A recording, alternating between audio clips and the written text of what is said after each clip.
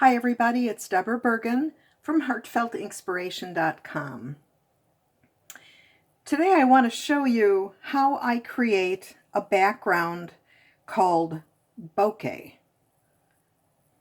Here's the definition from Merriam-Webster.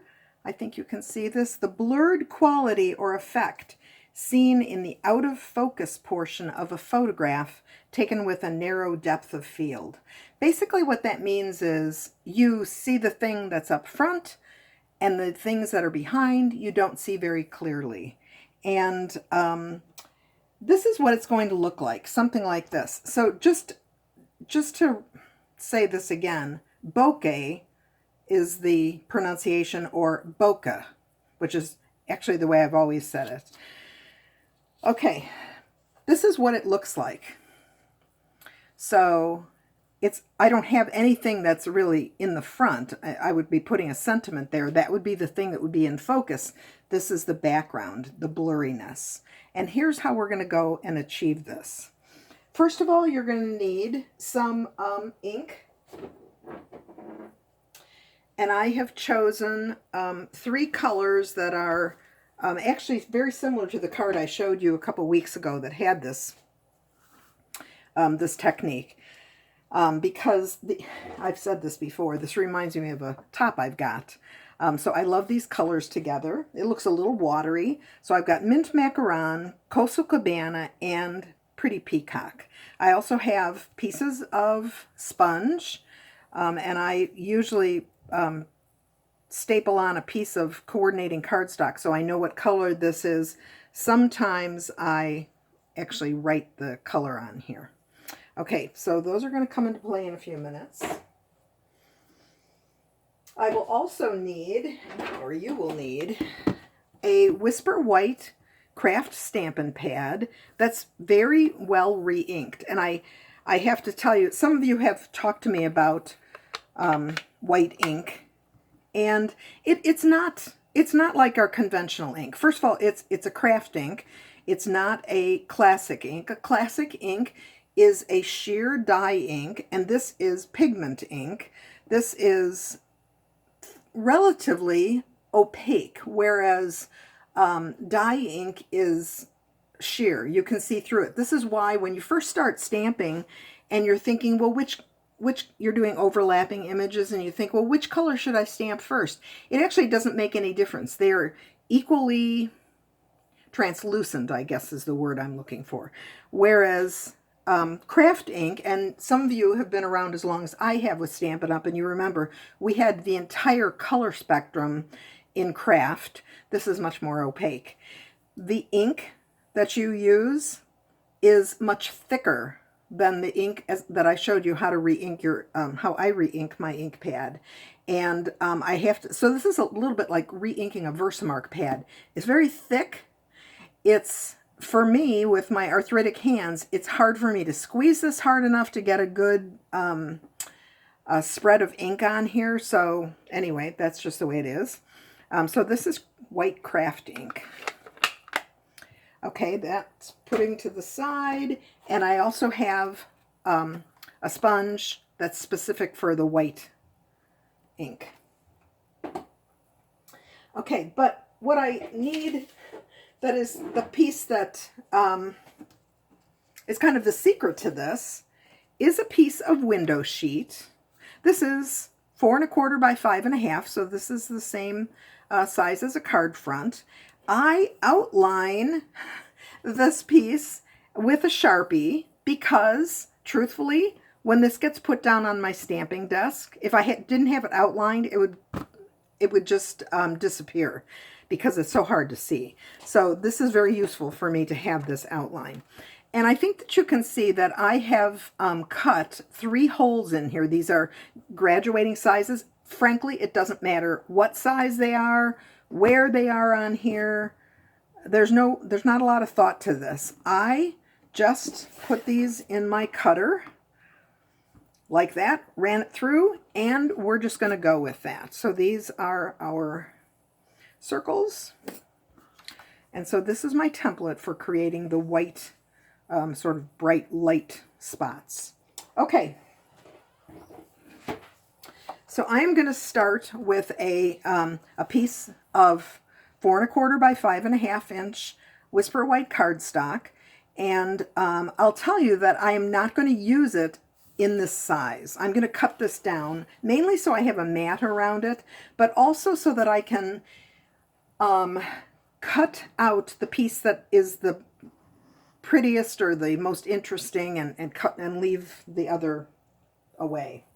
Okay, so I'm going to start with my medium color, Coastal Cabana, and something that those of you who have stamped with me for a while have seen me do many times is sponging.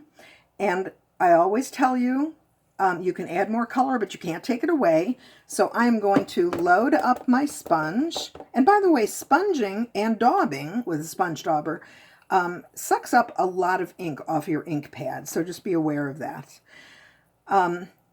I usually see how much color I have on there before I start working on my project.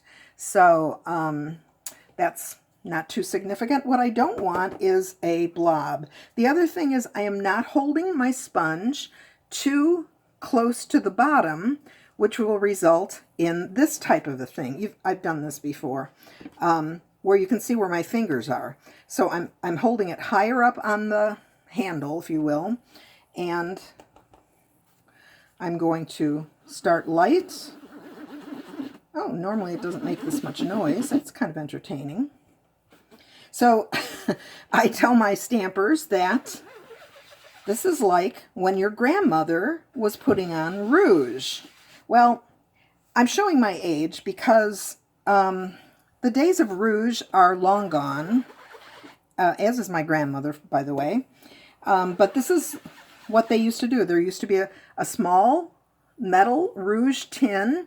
It had a small foam or fabric, I don't know what it was, like velvet, applicator, and you would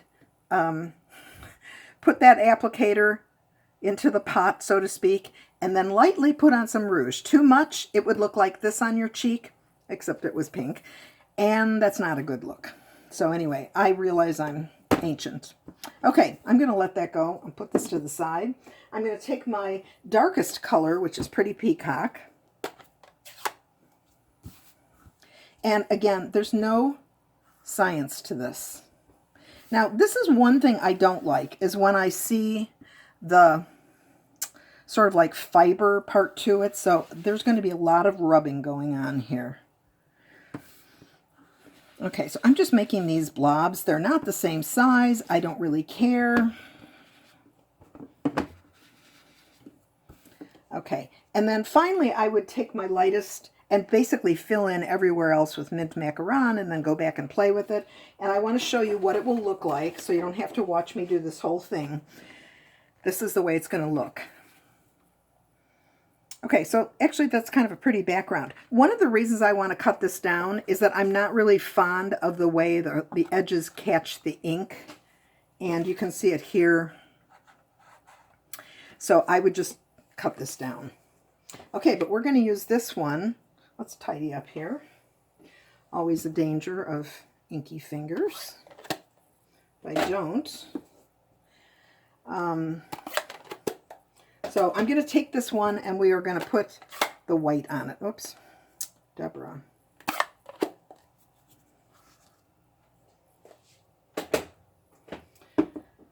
Okay, so there's my Whisper White. Now, it's important to secure your work. So I'm going to take a Post-it note, and because I'm cutting this away, I can, and plus I know that my circles aren't there, but I want to make sure this doesn't shift. Now, the placement of this template or this stencil, I do want to kind of watch that, because I don't want it to be like here, mostly covering up that.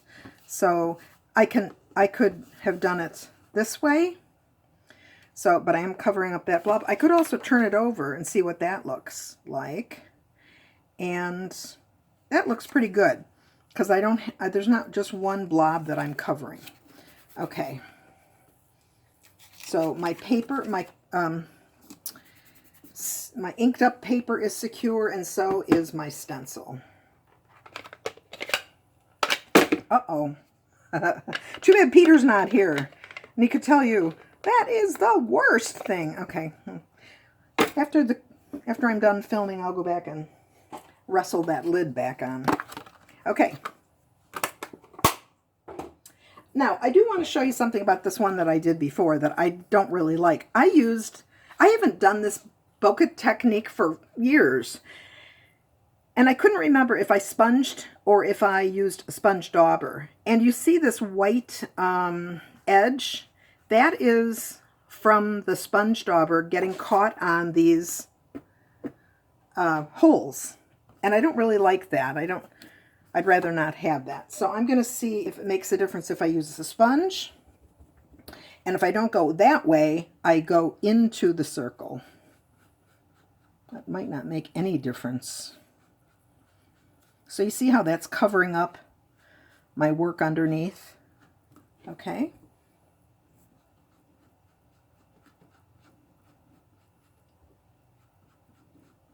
So this is going to be somewhat sheer. It's not totally opaque. I'm not sure that the sponge works any better than the dauber.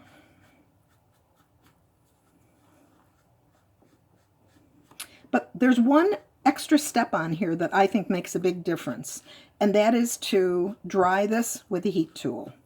Okay, so I don't know if this is done, but I'm going to say that it is. So I'm going to take these off. Come on, honey. Oy, oy, oy. And by the way, this I just go into my utility sink and just, spritz this and put a little dish soap on there and wash it.